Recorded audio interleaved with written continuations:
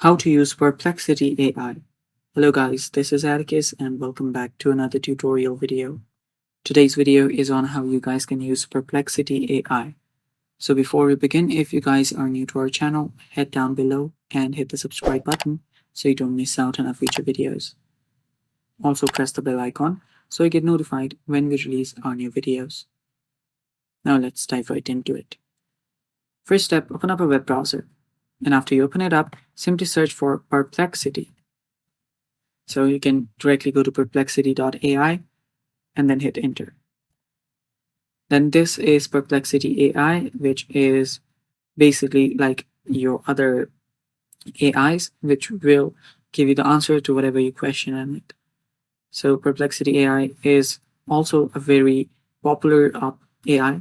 So it's just really easy to navigate. You can see the UI here. You can tap on add new thread, the home option right here that will show you finances, travel, academic, sports. There are different sections divided as well. You can head over to discover where you can see what's new here and spaces.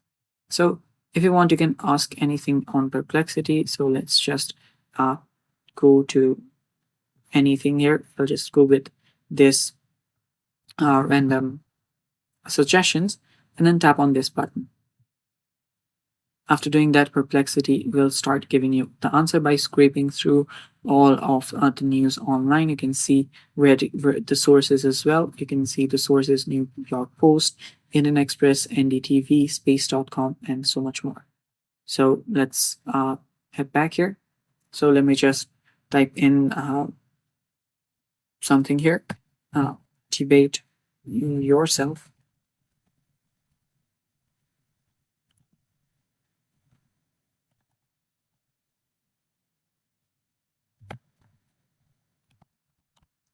So if I just ask it a random question, it will start giving me the answers.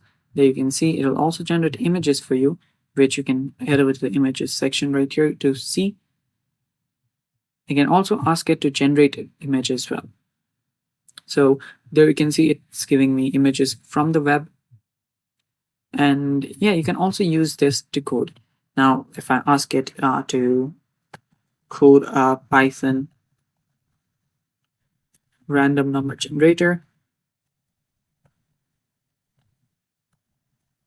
from, let's say, 1 to 1000, it should give me. But as you can see, I will need to log in as well. You can log in to unlock the full potential. So you can use a Google account to log in, or you can continue with Google or Apple. So there you can see it's given me the code as well.